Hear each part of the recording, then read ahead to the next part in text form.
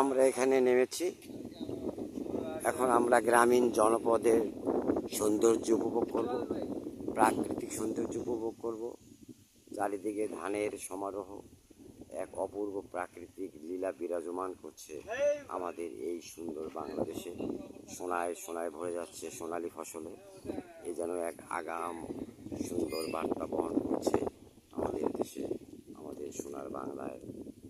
চারিদিকে শুধু ফসল দেখাচ্ছে। সাজ্জাদুর রহমান বাদল, আশ্রয় টেলিভিশন।